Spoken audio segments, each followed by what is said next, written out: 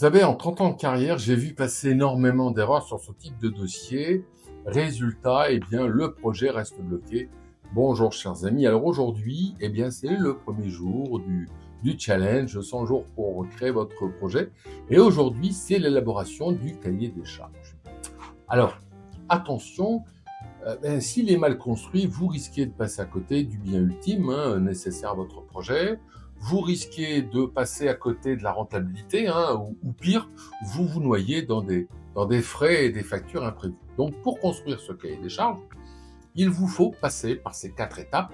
En premier, l'auto-évaluation financière, parce qu'avant même de visiter, fixez votre budget, allez voir un courtier ou un banquier pour connaître votre capacité d'emprunt, en sachant que les banques ne prendront en compte que 70% de vos futurs revenus locatifs.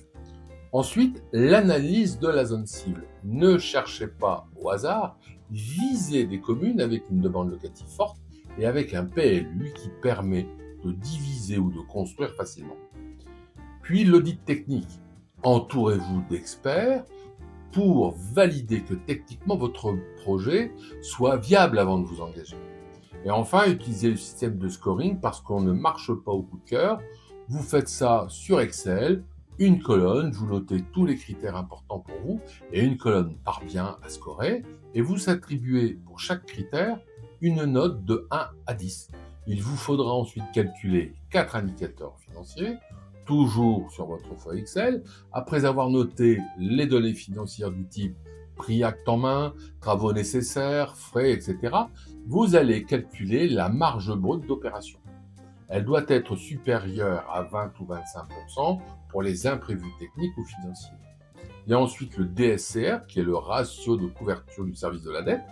Vos revenus locatifs nets doivent couvrir au moins 1,2 fois vos mensualités de crédit pour que la banque accepte de vous suivre.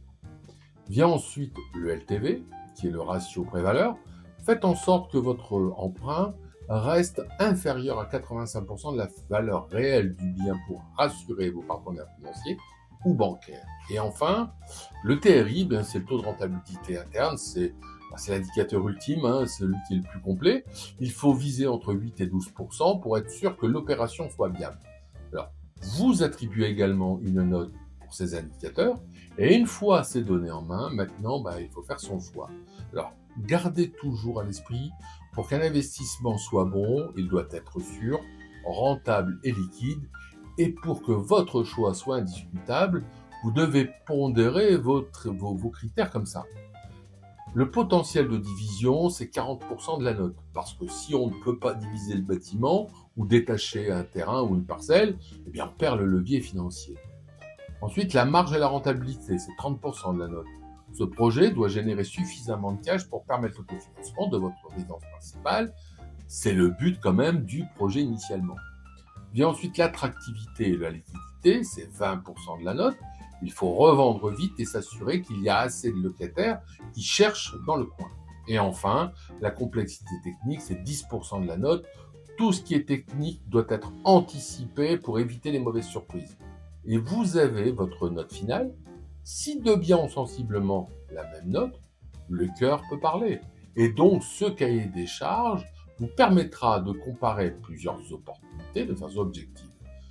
Pour vous aider à vous lancer, envoyez-moi un mail et je vous enverrai un modèle pour réaliser votre propre cahier des charges et analyser vos critères pour faire un choix précis et dénicher le foncier idéal.